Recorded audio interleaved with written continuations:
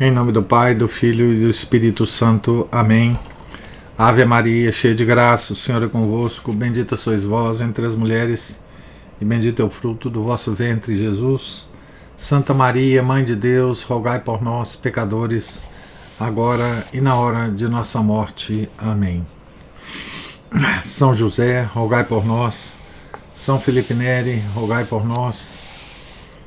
São Domingos de Gusmão, rogai por nós. Nossa Senhora de Fátima, rogai por nós. Em nome do Pai, do Filho e do Espírito Santo. Amém. Bom dia a todos. Nós estamos aqui na página 39 da biografia de São Francisco de Sales, escrita por Amadée de Margerie. A última frase que nós lemos ontem foi de São Francisco de Sales, dizendo o seguinte: quando chegamos no Chablais, não havia mais que 15 católicos no Chablais. Hoje não há mais de 15 calvinistas. Querendo expressar, o grande sucesso que o apostolado do padre Francisco de Sales teve nessa região, coalhada de calvinistas. Então inicio aqui o capítulo 4. Quando o bispo de Genebra veio visitar o Chablais, nas circunstâncias acima referidas, Francisco cuidava ser apenas o preboste do cabido e era já o coadjutor da diocese. O venerando prelado, que ele conhecia a operosidade e se sentia oprimido pelo peso dos anos e das enfermidades, resolvera, com efeito, escolher para seu auxiliar e sucessor no governo do bispado o jovem apóstolo, a quem lhe aprazia tratar como filho. Francisco, que no começo afastara esse projeto como uma ideia vã, encheu-se de pavor quando viu que o bispo pretendia levar avante tal desígnio. Longo, prolongado e doloroso combate travou-se em sua alma, entre a humildade e a obediência, entre o pavor que lhe causava a grandeza das responsabilidades do episcopado e o temor de faltar ao chamamento divino, recusando-se ao sacrifício. Quando, porém, após fervorosas preces, conheceu finalmente, na insistência do bispo, um sinal da vontade divina, rendeu-se sem mais hesitações. Tomou imediatamente as disposições necessárias para fazer uma viagem a Roma, onde Cláudio de Granier o mandava tratar diretamente dos negócios da diocese, em companhia do padre Cissé, sobrinho do prelado genebrino. Um acontecimento imprevisto fez crer que Deus se contentava com o sacrifício da obediência, sem permitir que o bom operário da vinha do Senhor esperasse por mais tempo a recompensa eterna de seus labores apostólicos. A diocese estava em festas por motivo da escolha do taumaturgo do Chablais para futuro bispo. Quando o povo consternado soube que ele adoecera gravemente e que o perigo era iminente e não restavam mais esperanças de restabelecimento, a senhora de Boise, exemplo de mãe cristã e heróica, cumpriu o doloroso dever de transmitir ao filho querido os sombrios prognósticos dos médicos. Viu-se então um espetáculo frequente nos anais da Igreja. Um santo que treme à vista dos próprios pecados e ao pensamento do juízo divino.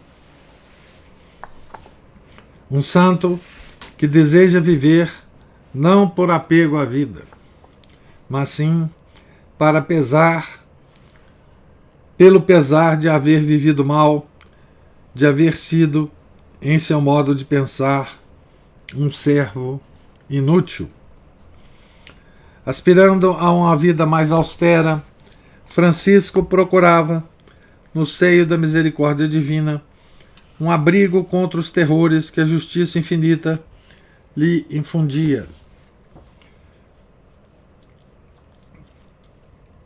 Como o autor aqui mesmo diz, né?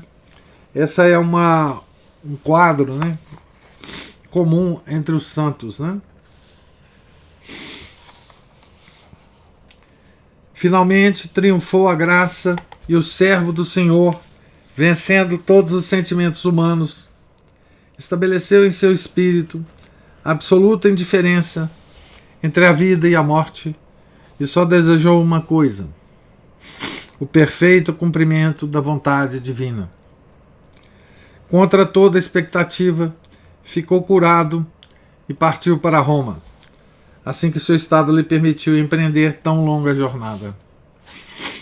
De sua estadia na Cidade Eterna, narraremos apenas 2 pormenores. Eis o primeiro. O Papa Clemente VIII quis ter o prazer de receber, solene e demoradamente, o jovem sacerdote, que lá chegava, precedido de tão grande reputação em ciência e em virtude, sacerdote esse, a que mais tarde um de seus mais ilustres sucessores na cadeira de São Pedro proclamaria doutor da Igreja. Quis submetê-lo a um exame no qual o próprio pontífice tomou parte, acercando-se dos mais afamados teólogos da Itália, entre os quais se encontrava o cardeal Borromeu, primo de São Carlos Borromeu, Barônio, Belarmino e vários outros. Então, gente, imagina então uma cena, né? Do Papa Clemente VIII reunido com cardeais e teólogos de peso, né? São Roberto Belarmino, o irmão de São Carlos Borromeu, Barônio, discípulo direto de São Felipe Neri, né? Nessa ilustre e sábia assembleia, Francisco satisfez e encantou a todos esses luminares da Igreja e ao Papa, mais que a todos os outros presentes. Enumeraremos o segundo pormenor, né? Sem comentários. Francisco, da parte do bispo, expôs ao Santo Padre que a Igreja de Genebra tinha um certo número de súditos ligados a uma infinidade de obrigações que mais pareciam remanescentes do paganismo que deveres cristãos. O prelado da diocese, julgando tais coisas uma servidão indigna de cristãos, pediu autorização para extingui-las. Não conhecemos o resultado final desse negócio, que o Papa Clemente VIII confiou ao núncio apostólico em Turim, dando uma recomendação favorável. Apenas mencionamos esse caso para mostrar quanto era delicado na alma do venerando bispo e de seu jovem coadjutor o sentimento cristão da dignidade humana. Dignidade essa de que tão pouco caso fazem certos governos odiernos. Um ano depois, Francisco empossou-se no cargo de coadjutor, quando o senhor de Boise teve a morte cristã e edificante que descrevemos. O mensageiro e portador da fatal notícia ao chegar a Annecy, encontrou nosso santo na sacristia, prestes a subir ao púlpito.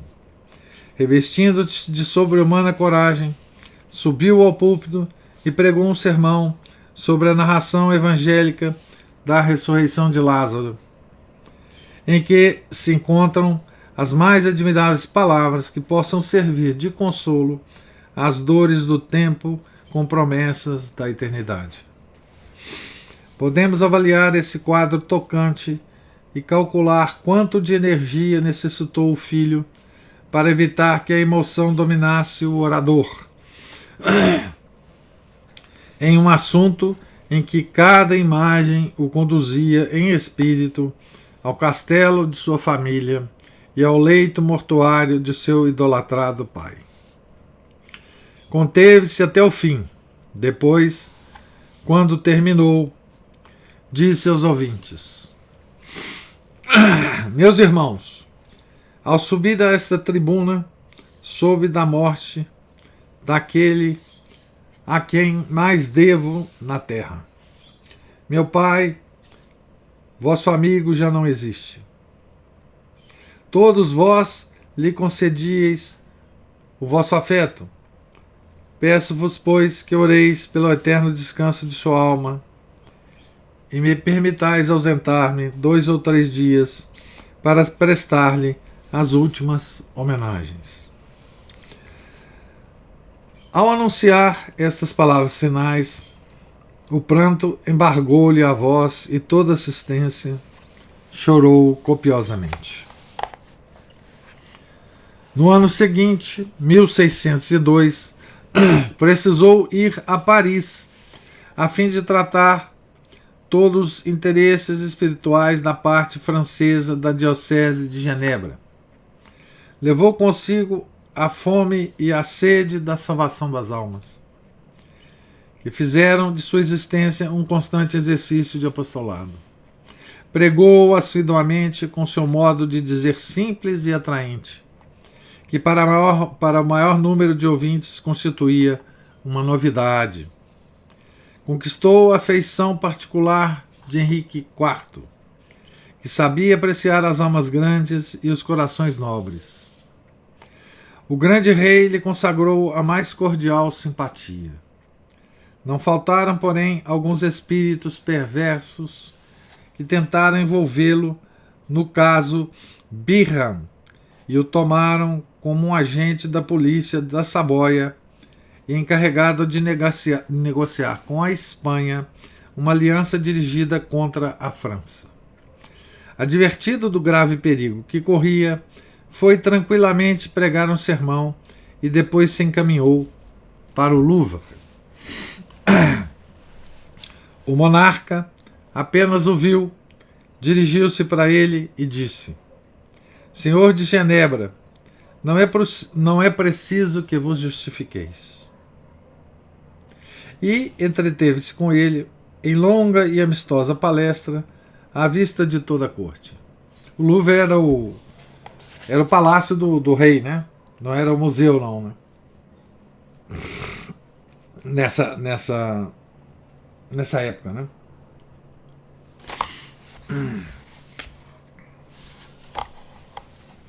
O soberano francês não regateava elogios ao jovem prelado, em quem, dizia, encontrava todas as virtudes e a quem nenhuma faltava. Abre aspas, sou-lhe muito afeiçoado, declarou, porque não sabe lisonjear. Fecha aspas. Dessa primeira viagem a Paris datam os esforços, várias vezes repetidos, que o rei empregou para reter em França o grande bispo, prometendo à sua operosidade apostólica um campo mais vasto do que a Saboia. Francisco, porém, respondeu com muito respeito. Abre aspas, Sire, sou casado, desposei uma mulher pobre. Não a posso abandonar por uma mulher rica. Fecha aspas.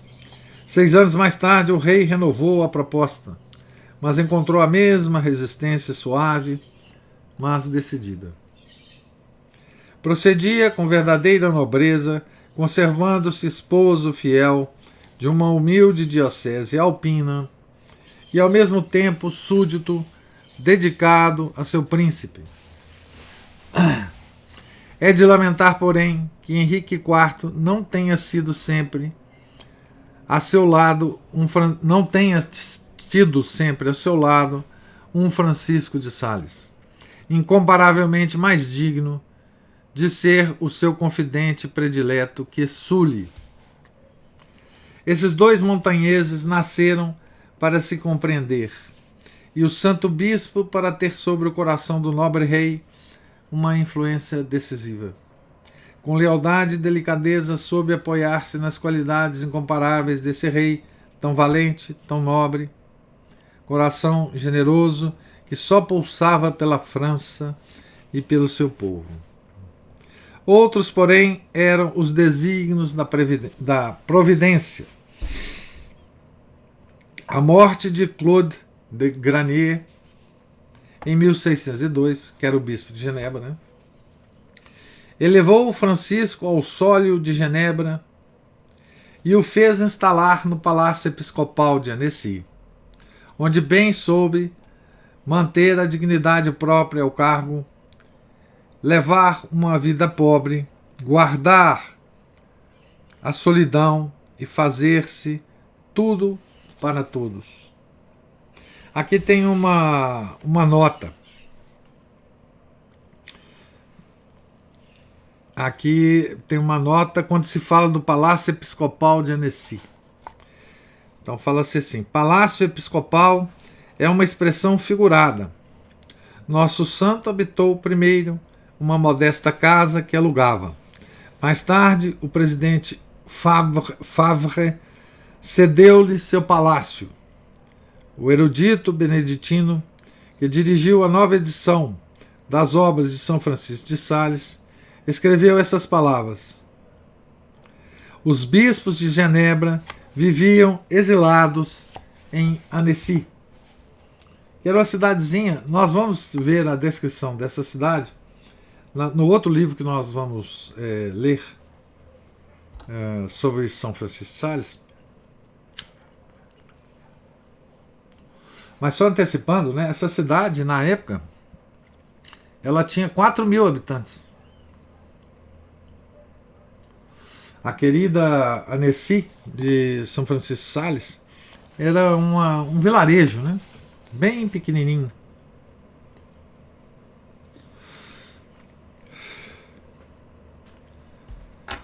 Então, voltando ao texto aqui, né?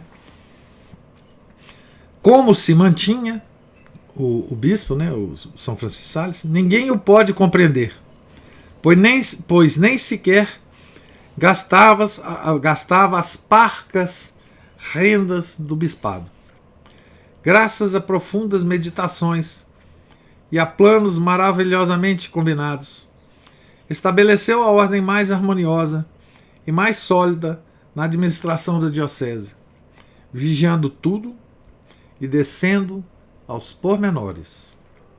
Não cessou de considerar o ministério da pregação e do confessionário como seus principais deveres. O bispo não pregava nem confessava menos do que como preboste. Estabeleceu em toda a diocese aulas de catecismo para as crianças e ele mesmo se encarregou das de Annecy, com uma paciência, uma ternura, uma piedade e uma habilidade verdadeiramente encantadora para prender a atenção daquelas criaturinhas. Então vocês imaginam um bispo, né? Que hoje é uma autoridade quase inacessível, né, aos fiéis comuns. Em muitas épocas da igreja isso aconteceu, mas não com São Francisco de Sales, né? Um bispo atendendo confissões, pregando, dando aulas de catecismo para as crianças. 30 anos mais tarde, quando foi recomeçado o processo interrompido de sua canonização, ainda era bem viva a recordação do santo pastor que ensinava catecismo às crianças de Annecy. Bem depressa assenhorou-se desses tenros corações. À sua passagem, as crianças acorriam em grupos, ávidas de sua bênção e de seu sorriso. Quando recebiam uma e outro, corriam adiante e, a fim de, por um inocente logro, serem de novo abençoadas. Certo dia, havendo entrado em sua casa, certo dia, havendo entrado em uma casa religiosa, deixou-se entreaberta a porta do parlatório. A irmã porteira disse-lhe: Monsenhor, o vento que entra pela porta vos incomoda. Ele levantou-se para fechá-la, mas voltou imediatamente em seu lugar, dizendo: há ali fora um grupo de crianças que me olham com tanto afeto que não tenho coragem de bater-lhes a porta. Fecha aspas. Então aqui é apenas um vislumbre, né? Essa cena é apenas um vislumbre da postura, né, do santo em relação às suas obrigações pastorais, as obrigações de padre, né?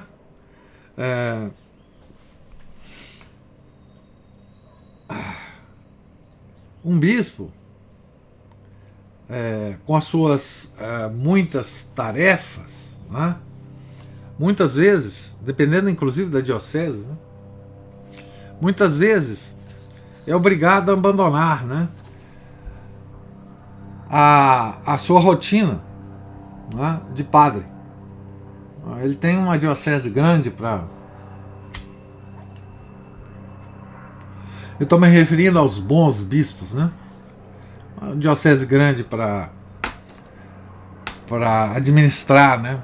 A carga é muito grande de administração, de resolução de problemas, de visitação às várias paróquias, às várias cidades, né?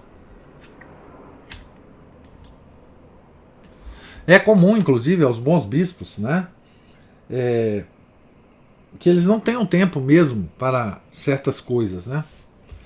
Mas não São Francisco, né? Ele nunca... Na verdade, ele sempre foi um padre, né, que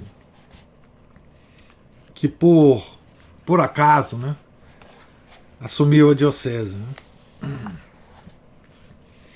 Capítulo 5. Até que extremos de esquecimento de si próprio e de solicitude para com o próximo, sua caridade sabia descer ou subir. Durante sua existência de bispo, ninguém poderia calcular e ninguém daria crédito, se não se achasse em face de inúmeros fatos que são atestado autêntico de suas invulgares virtudes. Abre aspas. É preciso, dizia o santo prelado, que nós, outros bispos, sejamos semelhantes às grandes fontes públicas, de onde todo mundo tem direito de tirar água, e onde não somente os homens, mas também os animais, e até mesmo as serpentes, vêm saciar a sede. Fecha aspas. Um dia, quando estava à mesa, vieram adverti-lo de que alguém o procurava. Levantou-se, imediatamente foi receber o desconhecido, que era um nobre vindo da Normandia, França, para expor-lhe escrúpulos de consciência e dúvidas sobre questões de fé. Francisco colocou-se ao inteiro dispor do recém-chegado e a conferência durou o tempo que o estranho visitante entendeu. Chegada a hora do jantar, vieram chamá-lo, mas ele respondeu amavelmente com esta breve interrogação: uma alma não vale mais que um jantar?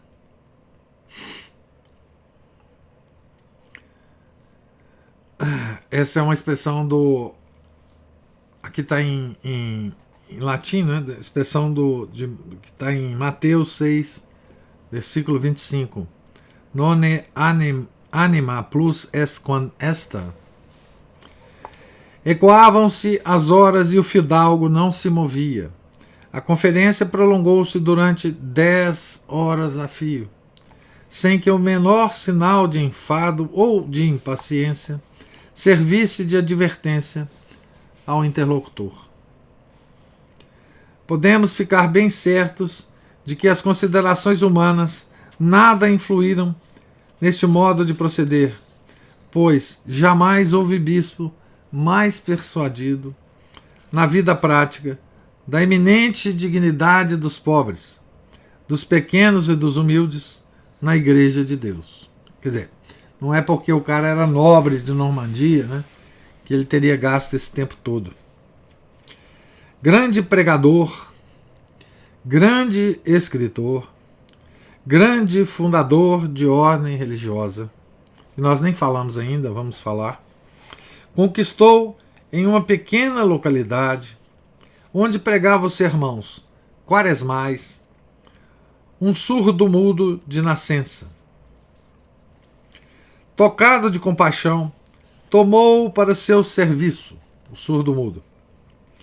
E como lhe dissesse que nada poderia fazer dessa nova sobrecarga e que esse rapaz de nada lhe serviria, respondeu: ser-me-á para praticar a virtude da caridade. Predecessor do grande benfeitor da humanidade, o célebre abade Epê, tornou-se mestre do surdo-mudo, com quem se fez entender por meio de sinais, e conseguiu abrir-lhe a alma ao conhecimento das coisas invisíveis. Finalmente ouviu-o em confissão e administrou-lhe a sagrada comunhão. Que dizer de sua perfeição heróica em praticar o amor dos inimigos e o perdão das injúrias? Tornou-se proverbial na Saboia que o melhor meio de receber os benefícios do bispo de Genebra era ofendê-lo. Essas palavras não exprimiam tudo. Com os benefícios dava também o coração. Havia um advogado que por toda parte espalhava injúrias, soezes e vis calúnias contra o santo bispo, que, encontrando-se com ele, lhe disse: Senhor, quero que saibas que, se me arrancardes um olho, com o outro ainda olhar-vos-ei com afeto. Isso o Francisco lhe disse, né? O que é mais de admirar nesse fato, e em muitos outros do mesmo gênero, não é a beleza dessa clemência cristã tão diversa da clemência humana, em que sempre se encontram traços de egoísmo. O que nos deve encher de espanto é que um tal homem tenha tido inimigos. E não somente os teve, mas ainda não hesitou em os criar, quando assim se fazia mister para conter os poderosos nos seus devidos limites. Sabia se curvar sempre que se tratasse do cumprimento dos deveres próprios do cargo episcopal. Nessa matéria, era intransigente. A instituição dos concursos para o preenchimento dos cargos eclesiásticos, que introduzira na sua diocese, de acordo com as prescrições do Sagrado Concílio de Trento, colocou mais de uma vez em conflito com pessoas graúdas que se julgavam acima das normas do direito e se pelo valimento pessoal ou pelas suas qualidades entendiam impor sua própria vontade. Então aqui tem um detalhe muito interessante, que é o seguinte: o Concílio de Trento, além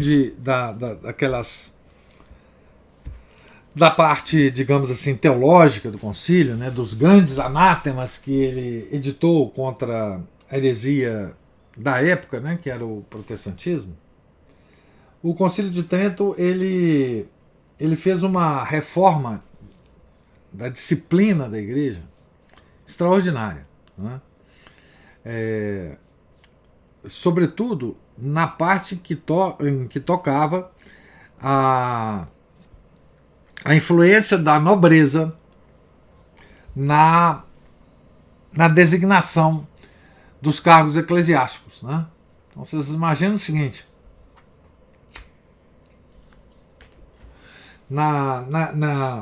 nessa época, antes do Concílio de Trento, era muito comum os nobres conseguirem bispados para os filhos, porque notem, o bispado, dependendo, a diocese, dependendo do tamanho e da importância, ela significava uma renda grande para o bispo, né? Então os nobres procuravam colocar os seus filhos, os seus parentes, em dioceses como bispos, né? E é curioso, né, que um santo que participou do Concílio de Trento e participou dessa nova fase disciplinar da igreja, foi muito rígido com isso, inclusive, São Carlos Borromeu, já era bispo aos 14 anos, porque ele era de uma família nobre que tinha colocado ele como bispo numa diocese qualquer, né, nessa idade, certo? Então era muito comum isso. Depois do Concílio de Trento, os bispos que foram obedientes ao concílio, muitos não foram, mas muitos foram, inclusive o próprio São Carlos Borromeu, eles compravam muita briga com os nobres, porque os nobres estavam acostumados, né, a essa prática, não só do próprio bispo, mas de auxiliares do bispo. Eles nomeavam, eles, enfim, através de influências, conseguiam que os parentes conseguissem esses cargos, né? Então por isso é que ele menciona aqui, né, que o São Francisco colheu, né, muitos inimigos, né? Veja, a instituição dos concursos para preenchimento dos cargos eclesiásticos. Isso era contrário à prática da nobreza, né? E isso realmente causou muito problema na época, né? De briga com os nobres, né? E os bispos firmes, né, compravam essas brigas muito frequentemente, né? Então, só continuando aqui. Jamais o temor das consequências ou prestígio dos intermediários abalaram a firmeza do bispo. Certo pretendente, que vinha munido de uma recomendação particular do Duque de Saboia, você veja, o Duque de Saboia foi aquele que teve o maior interesse na obra de apostolado de São Francisco de Sales, né? Então, munido de uma recomendação particular do Duque de Saboia, ficou estupefato ante estas palavras do Evangelho que lhe mandaram traduzir. Nescites quid petates. Marcos 10, 38.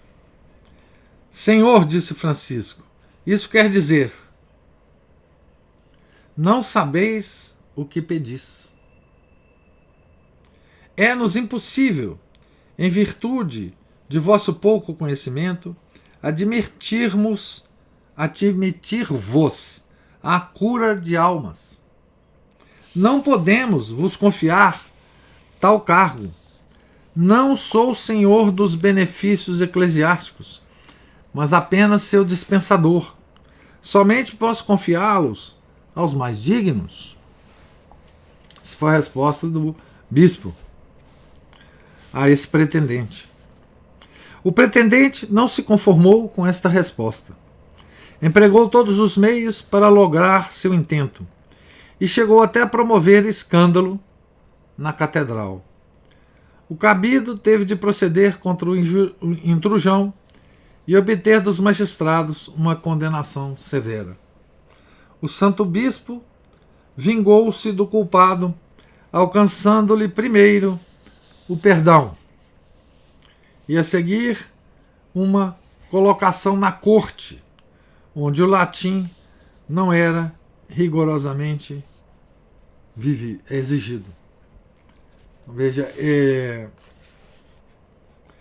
ao invés de um cargo na diocese, o bispo encontrou para esse pretendente imprudente um cargo na corte, né, com a sua influência de bispo, né?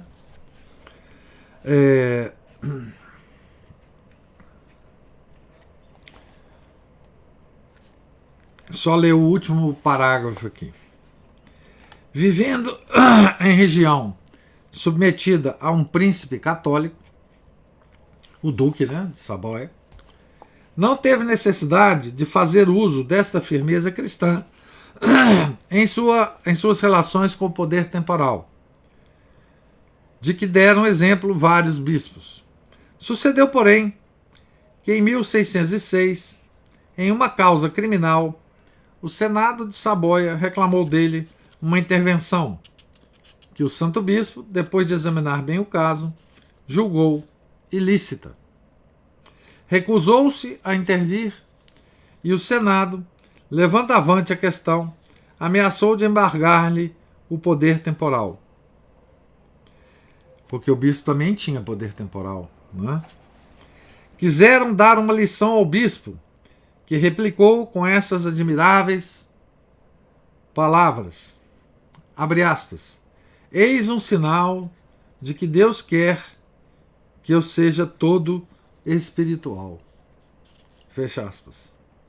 A questão não foi avante.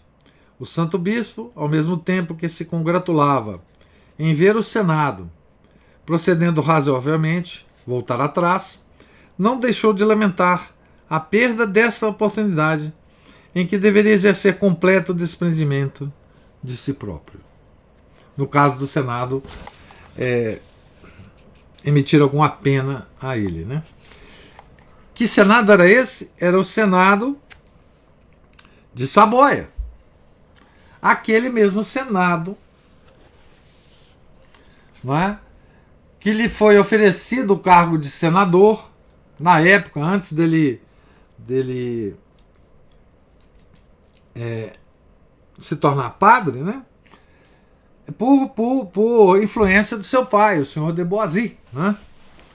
Esse era o Senado que estava a ponto de condená-lo aqui em algum processo, né? Vocês vejam que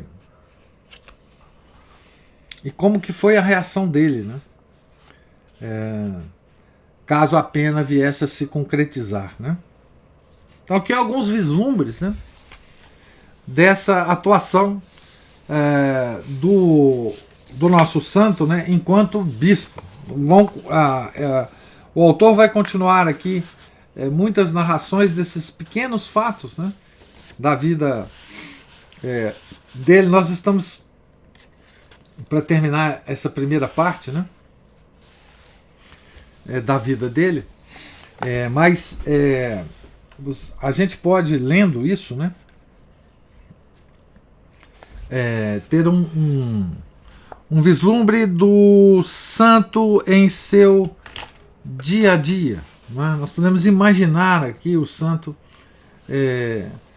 no seu cotidiano, né, na diocese, tratando com problemas administrativos, tratando com pedidos de nobres para isso e aquilo, não é? e provavelmente tratando também do preenchimento dos cargos da diocese, segundo o Concílio de Trento, e, paralelamente a isso, no confessionário, celebrando as missas, dando aula de catecismo às crianças. Então isso aqui dá para a gente imaginar, então, o São Francisco de Sales vivo e atuante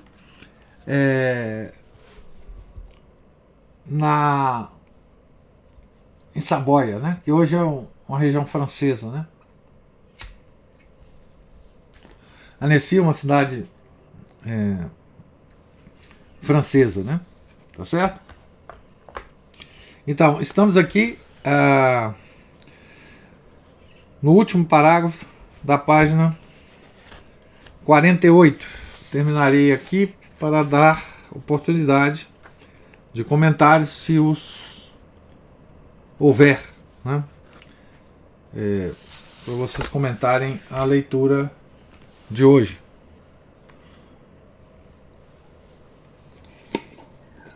Professor? Sim.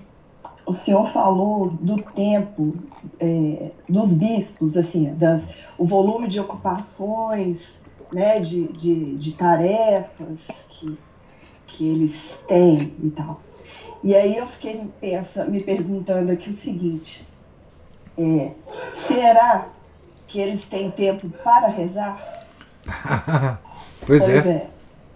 Porque uma vida de oração, porque a gente vendo, né, tem aquela coisa, né, pelos frutos vereis a árvore, é isso? É. E aí a gente vê uns frutos aí, né, desse clero, e a gente fica se perguntando se eles realmente rezam, porque a pessoa que tem uma vida de oração verdadeira, a gente não.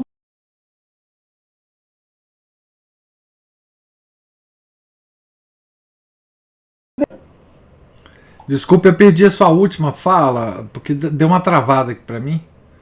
Você estava falando que. Será que eles têm vida de oração, né?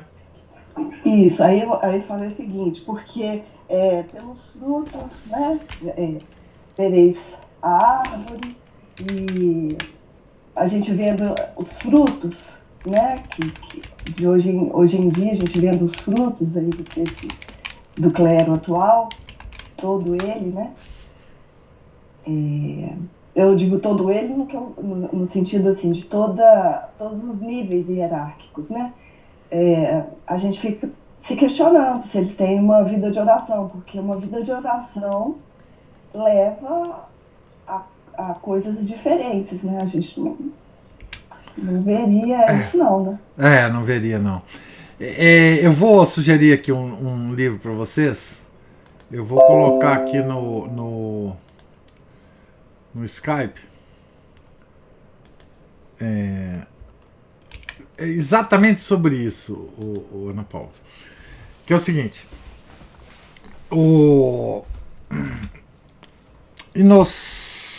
Peraí. Não é Inocêncio.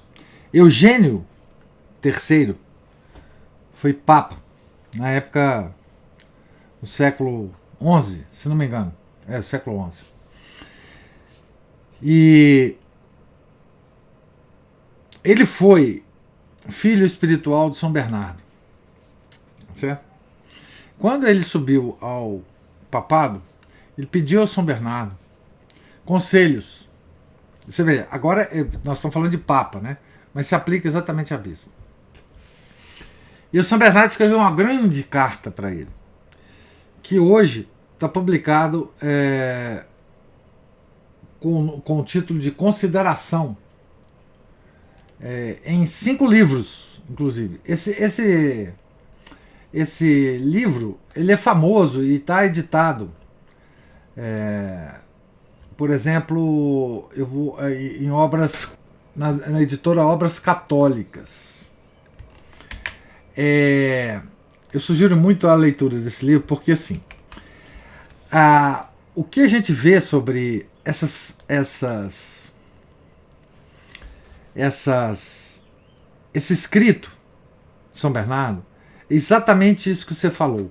Quer dizer, o que ele estava preocupado, né? Qual era a preocupação de São Bernardo com esse filho espiritual dele, né?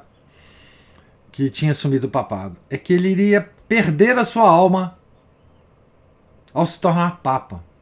Então ele traça vários aconselhamentos para esse filho espiritual, para que, mesmo assumindo o papado, ele não perdesse a sua alma. Olha que coisa extraordinária, né? Quer dizer, justamente por causa disso, né? Por causa das obrigações burocráticas que ele estaria, que ele teria como Papa, né? E isso tirasse o Papa essa vida de oração. Então, esse livro é muito interessante por causa exatamente essa sua preocupação. Porque, veja bem, na época do São Francisco de Sales tinha uma diocese muito pequena, né? Mas imagina assim, o bispo de Paris, né? Que era uma diocese monstruosa, né? Antiga e monstruosa, né? Como que não teria, digamos assim, as obrigações, quer dizer, a mesa desse bispo, né? Estaria cheia de papéis, de problemas, as visitas constantes que ele receberia ao longo do dia, enfim. É um trabalho burocrático intenso esse do bispo, né? Então, se o bispo não tomar cuidado, ele vai diminuir, vamos dizer assim, na melhor das hipóteses, ele vai diminuir muito a vida de oração que ele tinha antes de assumir, não é? Por exemplo, a liturgia das horas, a frequência, as visitas ao Santíssimo, as celebrações da missa, e mesmo essas outras coisas, né, que fazem da vida do padre uma vida de santidade, que é atender os fiéis, confessar os fiéis, não é? Fazer direção espiritual dos fiéis, ter o contato pessoal, né, com as famílias, enfim, isso tudo fica muito prejudicado, né? Mesmo em outras épocas. Eu não estou querendo dizer que, eu não estou querendo comparar, eu estou querendo dizer que até hoje o problema é o mesmo, dos bispos e dos papas e dos, enfim, cardeais, né? E é claro que isso é agravado ainda mais, né? Porque quando você assume uma diocese grande, a diocese tem muitos recursos materiais, né? A casa do bispo é muito grande, os confortos materiais são muito grandes, sempre foi, não é de agora, isso não é de agora, não é? Mas as facilidades todas que você tem, hoje em dia, inclusive, né, as facilidades todas que você tem de viajar, de inclusive ir a Roma frequentemente, conversar com a cúria romana, não sei das quantas. Quanto mais importante o bispo, mais isso acontece, né?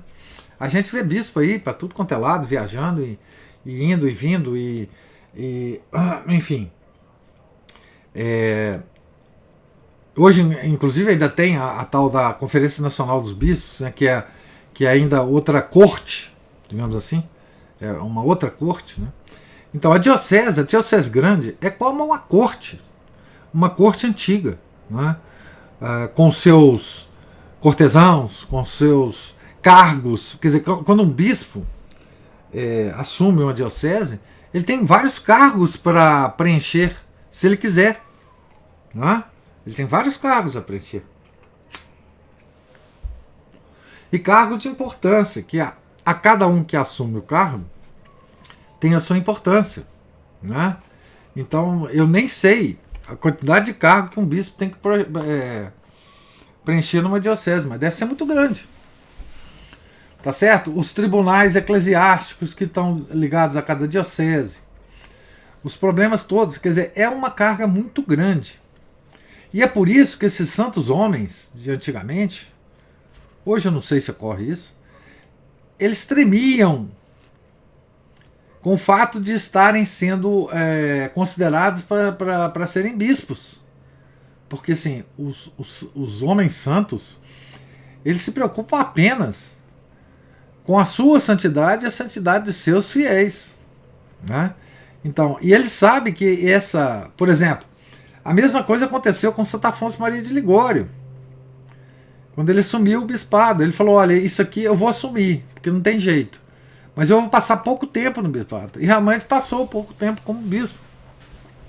Passou 2 anos e pouco como bispo. E saiu, né? Nós temos o caso de um papa, né? Coitado, um eremita que foi eleito papa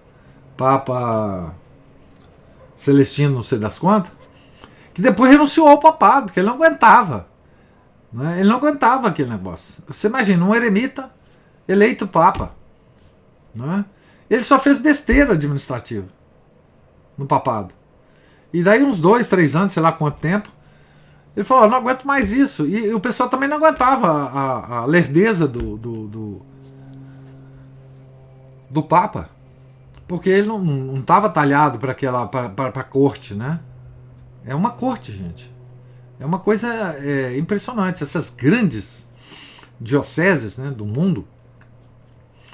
Imagina a diocese de Nova York, de Detroit, nos Estados Unidos, por exemplo, né?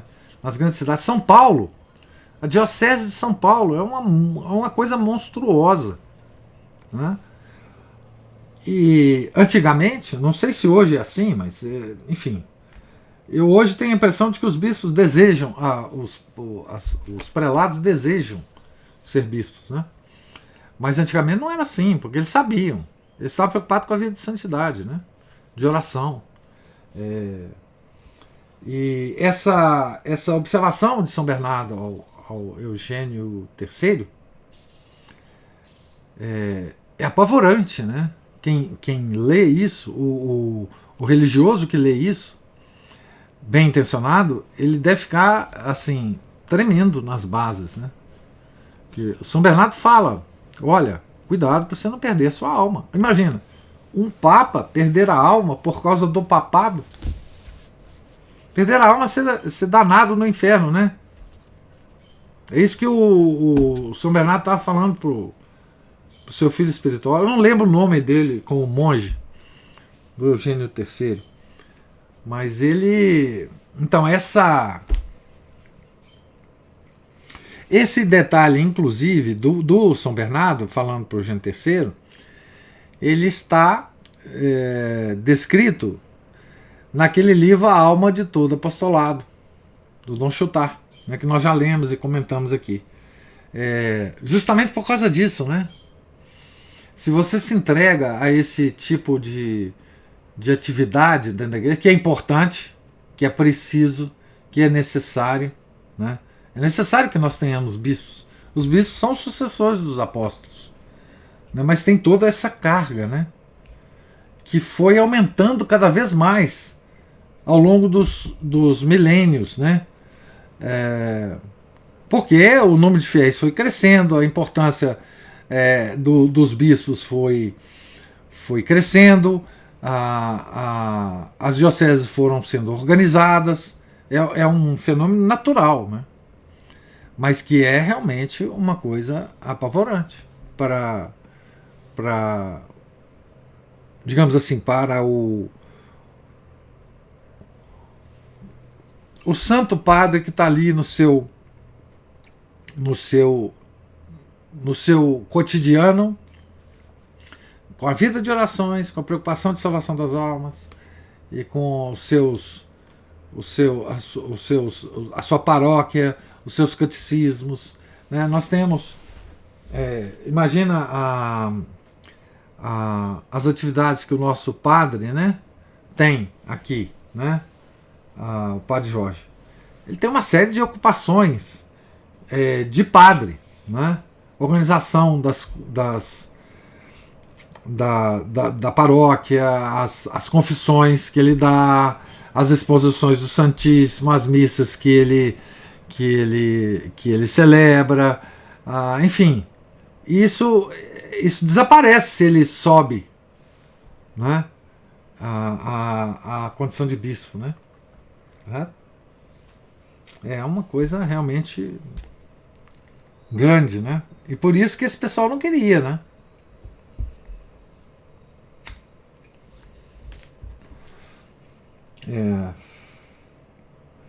Agora, recentemente, né,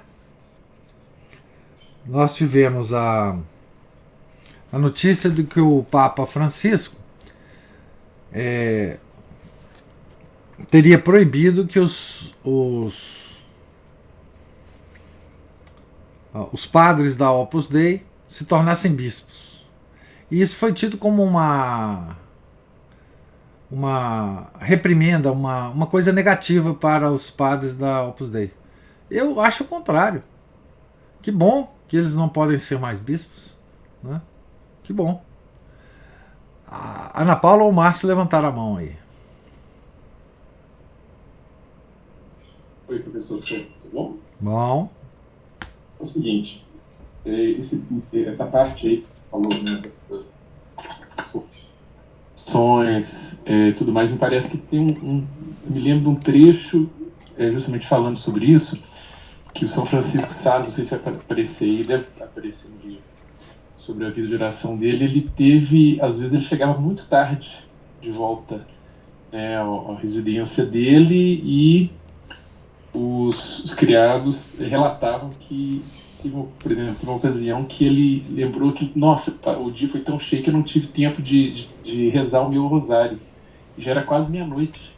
E ele falou assim, olha, eu tenho o meu rosário, eu vou terminar de rezar, ou pelo menos vou iniciar a rezar antes do final do dia.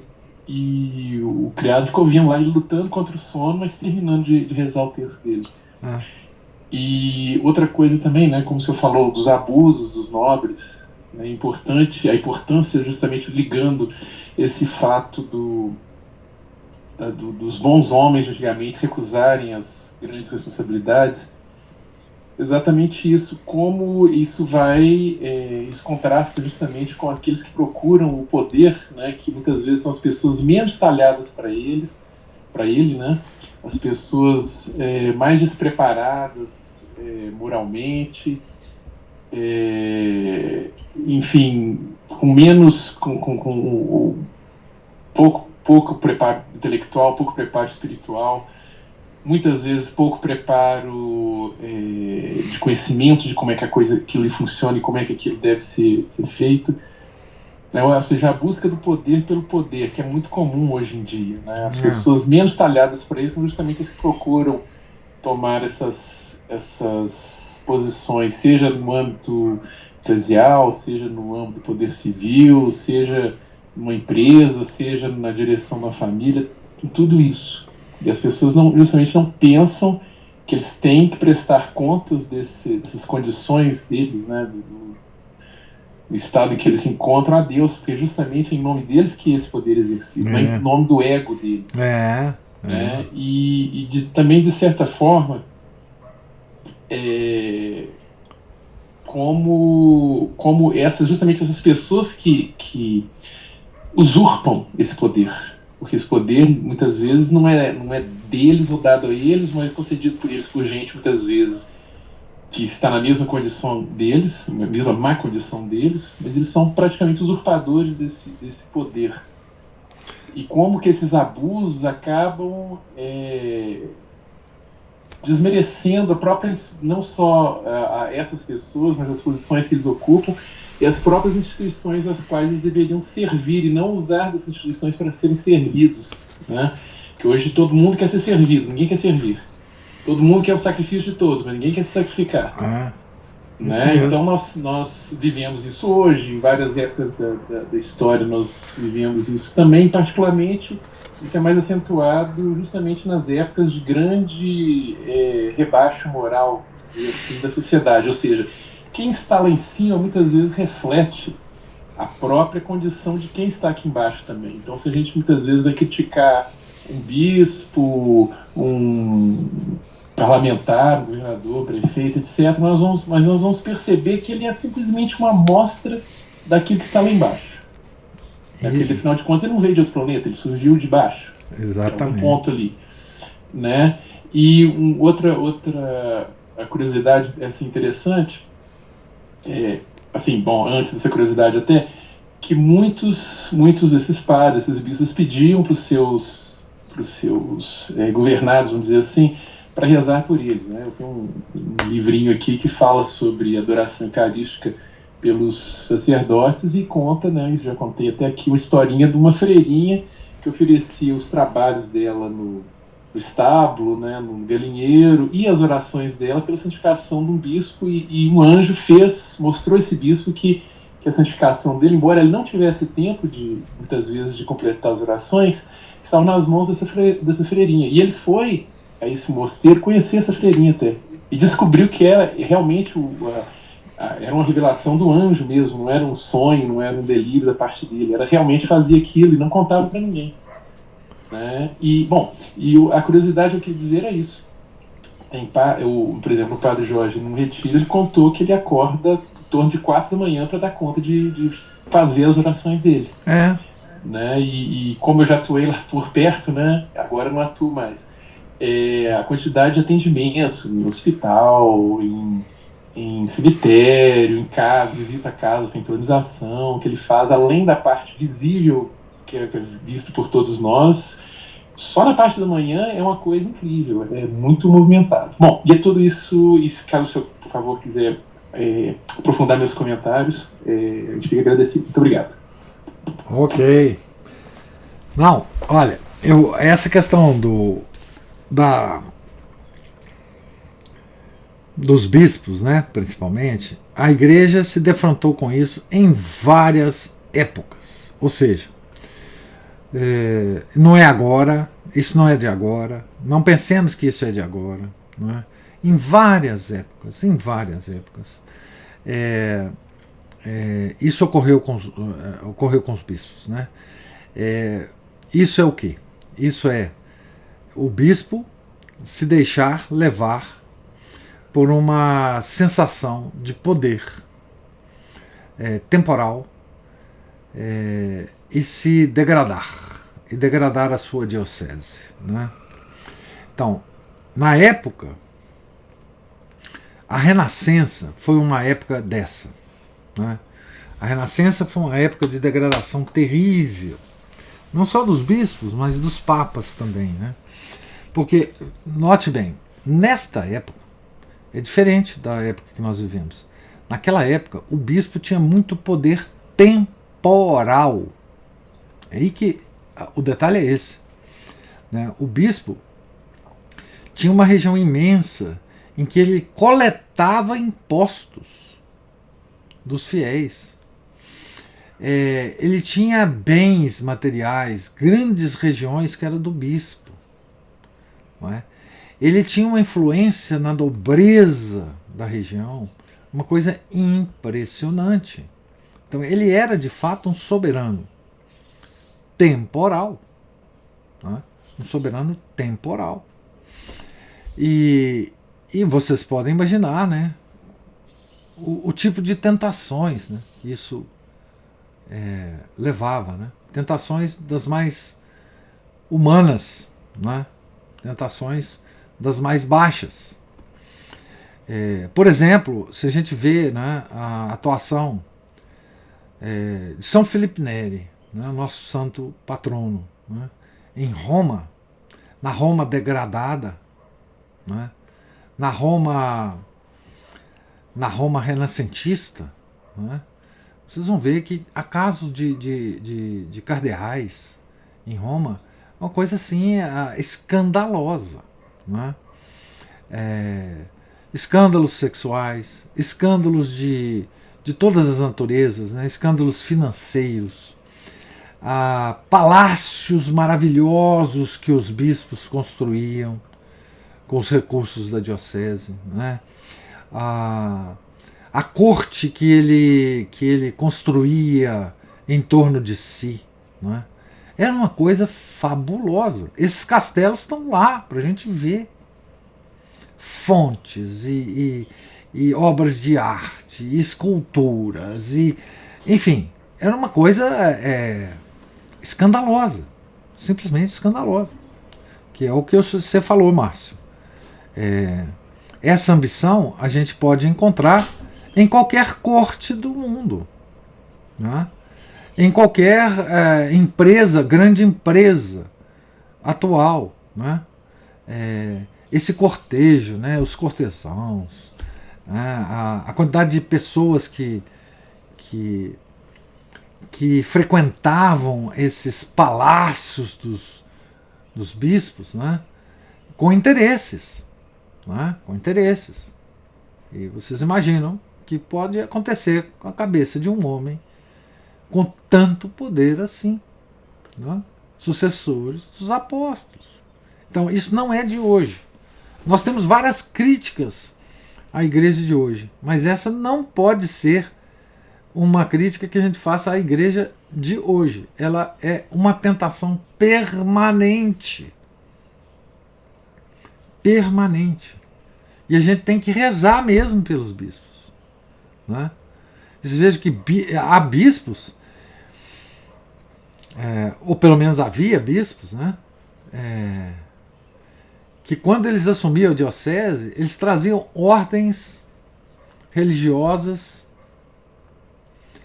para a sua diocese, para rezar pela diocese e por eles. Eu lembro, por exemplo, de Dom Lefebvre, quando ele estava com a missão dele na África, né? Ele levou várias ordens religiosas carmelitas, né? Ordens de clausura, justamente para ter o suporte dessas orações, porque ele sabia o tipo de tentações que ele estaria sujeito. Ele precisava de muita oração das pessoas, né? E eles pedem, os santos bispos sempre pedem, reze por mim. O grande bispo de Hipona sempre pedia, o Santo Agostinho, as orações dos fiéis por ele, porque ele sabia, né, o peso que é esse tipo de administração, né? É realmente muito é uma responsabilidade que um padre assume quando ele vai para a diocese com o bispo. É um peso assim que a gente talvez nem faça ideia, né? A Cristina levantou a mão aí.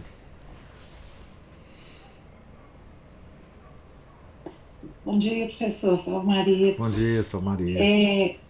É só para assim, anotar que essas atribuições temporais da igreja, elas acabam também dificultando quando a gente está conversando com os inimigos da igreja.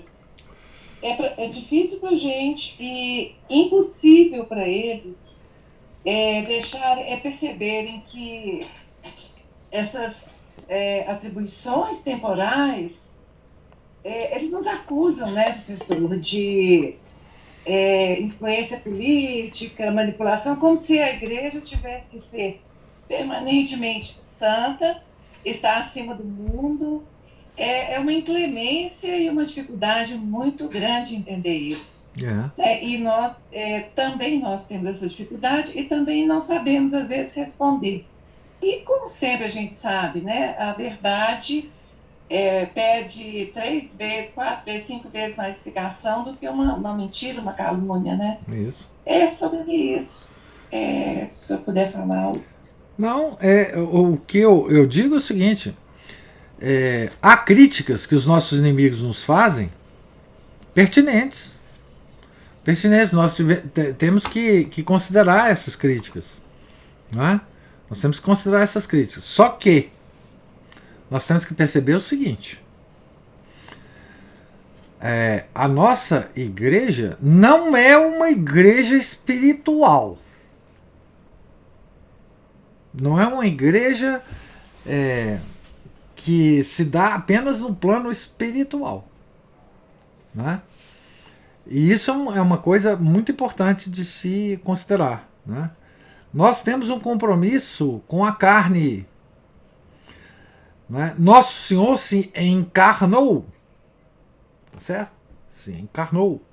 Então, nós estamos nesse mundo para,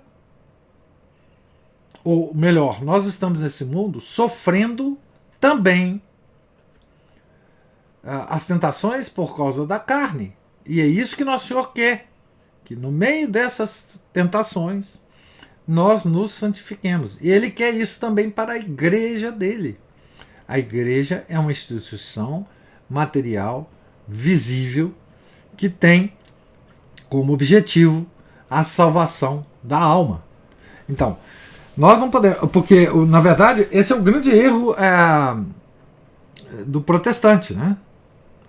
É querer nos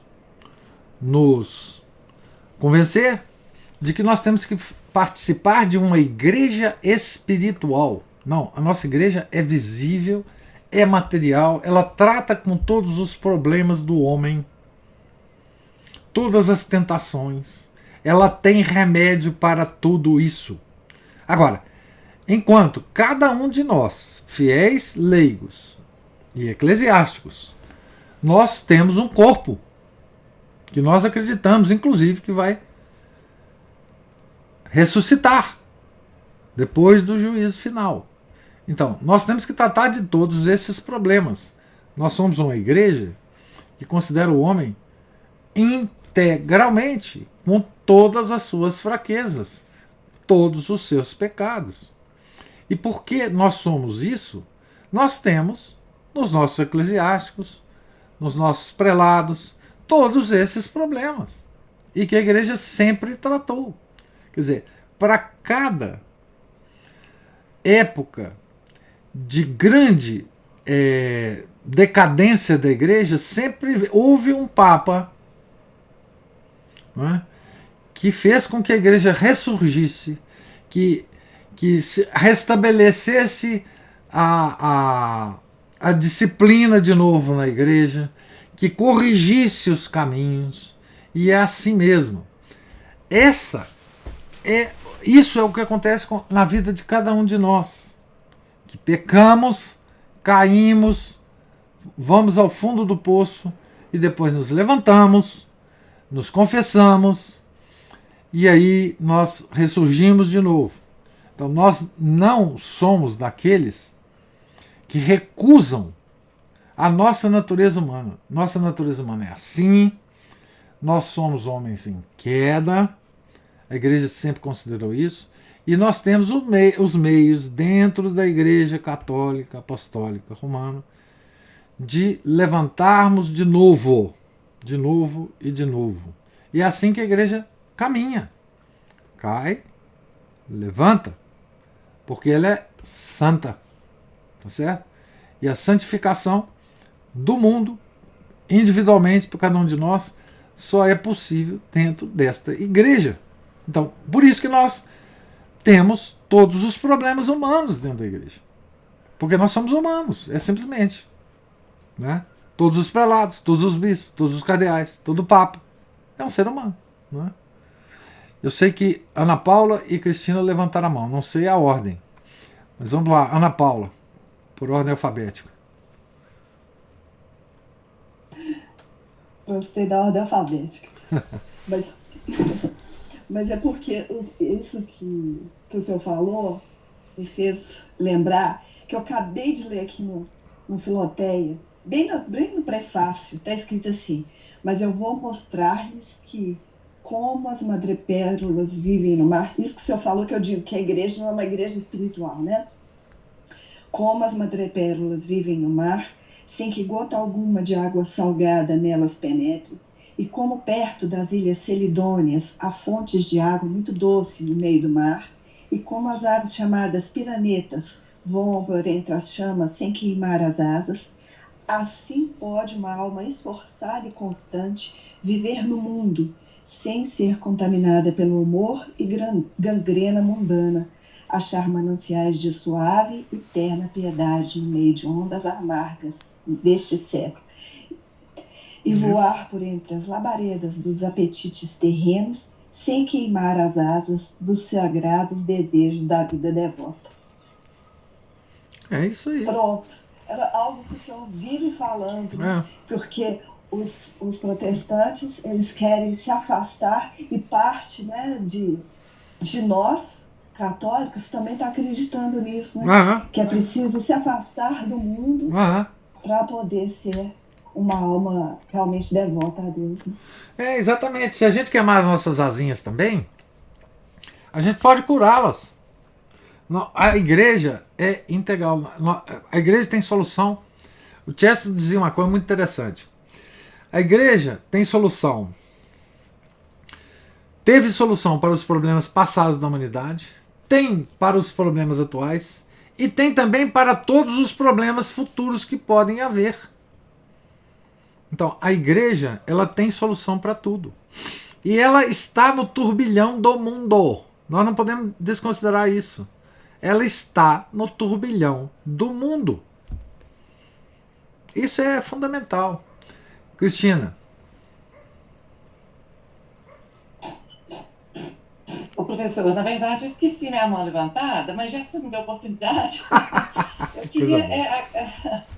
Não, eu estou numa discussão por mal dos pecados. Eu entrei num grupo não, vi lá um negócio de Revolução Francesa e fui falar o que eu, né, pensava da Revolução Francesa. E é impressionante que isso, o que o senhor acabou de dizer, é todo o combate, o conflito que eu percebi em relação a o que dizer sobre a igreja, que é praticamente impossível responder em espaço tão exíguo, né? Mas não só isso, na minha convivência com pessoas da minha família que são de outra religião, a nossa dificuldade de católicos já totalmente contaminados por essa visão espiritualista que a gente vive agora é muito grande. Então, o senhor foi tão assim pontual, tão preciso, falou exatamente, acho que o que a gente tem que aprender, né, que a nossa igreja, ela está no mundo assim como nós, é um retrato, ela é real, como nós somos reais. Isso. Não é? Então é isso. Vamos continuar estudando muito, professor, porque isso já nós já não estamos vivendo a vida, nós estamos aqui precisando da catequese mesmo. Catecismo. Isso é a catequese. Né? É isso. Porque assim, a gente tende a responder aos nossos inimigos que nos ataca, pelos nossos defeitos reais, inclusive, como se fosse uma coisa absurda ter defeitos no mundo em que nós vivemos. Não no mundo atual, mas em qualquer época do mundo. Temos sim defeitos, mas nós temos todas as soluções possíveis. Não é? Porque nós temos, o nosso Deus é o Deus encarnado. Ele está presente em todas as igrejas. Ele está presente no Santíssimo Sacramento do altar. Né? Ele se disponibiliza a nós todas as missas. Então esse é o Deus presente, é o Deus real, é o Deus que está aqui e agora para nos atender como seres humanos reais, como tendo corpo real, como tendo tentações reais. Né? E é neste mundo que nós não podemos desejar viver em outro mundo, porque não tem outro mundo. O mundo é este. O mundo é este porque o nosso pai e a nossa mãe, Adão e Eva, né, escolheu este mundo para nós. Quando eles resolveram cair na lábia da serpente e tentar ser como Deus. Né? Nós não podemos repetir o pecado de Adão. Né? E por isso nós estamos aqui, nesse mundo real, queimando as nossas asinhas no fogo. não é? Nos misturando com a água doce e a água salgada. Nós somos assim. Mas nós temos o remédio. Nós temos o remédio. Nosso Senhor presente até o fim dos tempos, conosco, ao nosso lado. Nós temos as nossas orações, as nossas devoções, os nossos direcionamentos espirituais. É isso que nos distingue. É isso que nos distingue. Não é as nossas tentações, os nossos defeitos que nos distinguem, não é? Dos outros. Não, o que nos distingue dos outros é que nós somos membros do corpo místico do nosso Senhor Jesus Cristo, não é? Que está aí, nosso Senhor, disponível para nós nos limparmos, curar nossas asinhas, que foram chamuscadas pelo fogo, dos desejos, das paixões, das tentações. Não adianta, nós não podemos ser purinhos, nós nunca seremos purinhos. O que nós temos que fazer é procurar sempre o remédio que Nosso Senhor nos disponibiliza através dos sacramentos da igreja. A única igreja sacramental que existe. E a única coisa que nos distingue de todas as outras são os nossos sacramentos. Não é? Então, mas você gosta muito de participar de grupo, hein, Cristina? Eu tenho que bater um papo com você mais sério. Meu Deus, que os grupos que você participa. Eu nem imagino. Grupo de discussão. Eu estou precisando de muita oração. Meu Deus! Então, parece que me puxa. Na verdade, nem é um grupo que eu participo. Eu procuro assim, umas coisas de arte, não sei o quê. Apareceu um grupo, Paris para sempre. Aí estou lendo, tá passando lá, a timeline aparece. Robespierre guilhotinado. Bom, aí eu só pego lá, né? Revolução demoníaca no Mas aparece, olha, o pessoal fala que é dos Anjos de Trofone, tudo quanto é melancólico e desfigurado, para descer o pau na igreja. É assim, eles puxam, né, a conversa. E aí é todo tipo de gente. Aparece você estava indo muito bem. Aí eu falei a palavra mágica, né? Santa Amada Igreja Católica. Aí o povo fica enfurecido, vira demônio, né? Sai da melancolia e vira demônio. E é esse silêncio que a gente acaba fazendo. Porque, o professor, nossa situação está tão difícil atualmente. A igreja não está pedindo desculpa demais, gente. Pelo amor de Deus, sabe?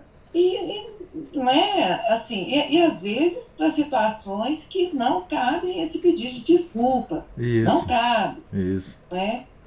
E uma coisa interessante, eu convivendo assim, às vezes com o pessoal da família, que é protestante e tal, que eu procuro não falar praticamente nada, porque outro desencorajamento que a gente tem é o proselitismo, né, professor? E também nem tem qualificação para isso. Mas o senhor pontua essa coisa de uma forma muito tocante, vigorosa. Nós estamos no mundo e a igreja é real. Ela também está no mundo. E isso é uma chamada que nos traz de volta à realidade, não é? De como a gente pode ver as coisas. Mas, senhor, por favor, pode puxar minha orelha. Aqui o Felipe, olha a observação do Felipe. Às vezes me deparo com os comentários da Cristina no Face. Até o Felipe tá deparando com seus comentários. Pois é, Felipe. Não perca seu tempo, viu, Felipe? Não vá. Meu Deus. Eu tenho que falar com o Renato aí para ver se passa uma correção aí na Cristina, coitada. Mas eu tenho dó de você, Cristina, porque você é muito vigorosa nessas coisas, você quer defender a igreja, isso é uma coisa boa, né? Enfim, pode ser que surta algum efeito também isso, né? Eu, na verdade, professor, eu falo assim que há uma. A gente passa muitos anos, eu acho que é o caso de muitas e muitas pessoas. Ontem o senhor comentou, acho que foi ontem, anteontem, aquele caso do Olavo de Carvalho com os professores da Unicamp, que aquilo é os memorável, né? abaixo-assinados, Ele tem uma famosa carraspana que ele passou naquele pessoal, que ela é, no mínimo, divertidíssima, né? E naquele tempo, o que eu acho é que, o que eu acho assim, nós temos uma percepção dessa dissolução de valores na nossa vida atual, que acho que nunca aconteceu isso antes. E nós somos aquelas pessoas que, assim, 40, 50 anos passivos à frente da televisão, ouvindo sandice calado. A rede social, ela virou uma catarse, né? Então, a gente acaba usando. Eu falo assim, é onde você se coloca. Eu sou muito positiva, né? E aonde eu acho que eu posso falar e ser, digamos assim, eu acho que é essa catástrofe, essa coisa mesmo, que você fala assim, não é isso não, é isso, isso, isso, isso, Isso. pronto, acabou. É. Mas o limite é muito grande ali das palavras, a diversidade é muito grande. Eu acabo rindo do povo. Teve um lá que me mandou comer croissant. A Que outra ótimo. falou assim, que eu falei que a igreja, porque eles falam, a igreja quer mandar e desmandar. Aí eu falo, mas a igreja pode mandar e desmandar, porque ela tem mandato divino para fazer isso. A outra, isso é piada, né? Não é não. Nosso Senhor Jesus Cristo deu mandado. Então eu falo o que é e pronto, acabou. E não tô nem aí, sabe, professor? Tô me lixando esse povo. Não, e a gente come muito, a gente come coração com muito gosto também. Claro. Claro. Coitada, Maria Antonieta, nunca falou essa besteira. Não, é claro. Isso aí esse é os protestantes querendo denegrir os nossos reis católicos, né?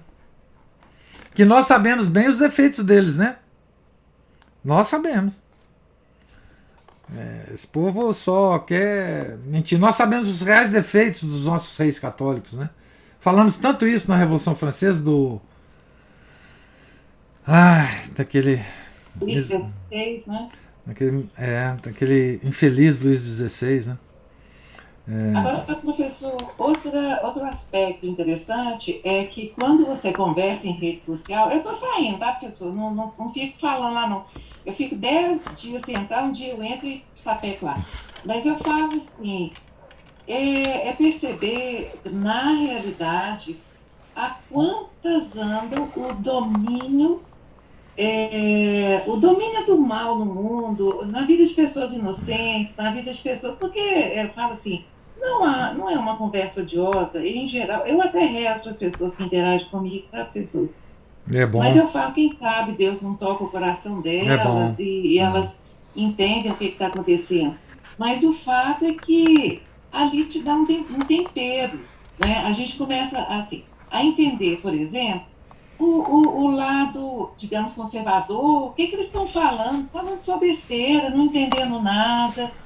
E é isso. Não, eu acho importante esse tipo de atividade, no sentido de que a gente vai entendendo o que essas pessoas estão pensando, né? É só nessa interação que a gente entende o que esse pessoal maluco está pensando, né? Enfim, é bom a gente ter essa ideia. O que é aconselhável é que a gente limite um pouco a nossa atuação aí para não. Eu sei que você limita, eu estou só brincando com você. Para não nos apegarmos a isso, né? E não perdermos a noção de o que é a igreja, do que ela tem para fazer no mundo, do que ela deve fazer, né? E não perder a noção de que a nossa igreja é sacramental e através dos sacramentos é que Nosso Senhor está presente no mundo, para nós, para quem o considera, né? Então, assim, o resto é a confusão do mundo, né? É a confusão do mundo. Mas que bom esse papo hoje, né? São Francisco de Sales está nos dando a oportunidade aqui, a vida dele, de conversarmos sobre coisas muito, muito interessantes. Que bom. Deus lhes pague os comentários, a interação aqui, a presença, a paciência, né? Comigo. Tá certo? Então nós estamos aqui na página 48. Amanhã, se Deus quiser, continuaremos a leitura. Tenham todos um santo dia. Fiquem com Deus. Em nome do Pai, do Filho e do Espírito Santo. Amém. Ave Maria, cheia de graça, o Senhor é convosco. Bendita sois vós entre as mulheres, e bendito é o fruto do vosso ventre, Jesus. Santa Maria, Mãe de Deus, rogai por nós, pecadores, agora e na hora de nossa morte. Amém. São José, rogai por nós. São Felipe Neri, rogai por nós. São Domingos de Gusmão, rogai por nós. São Francisco de Sales, rogai por nós. Nossa Senhora de Fátima, rogai por nós. Em nome do Pai, do Filho e do Espírito Santo. Amém.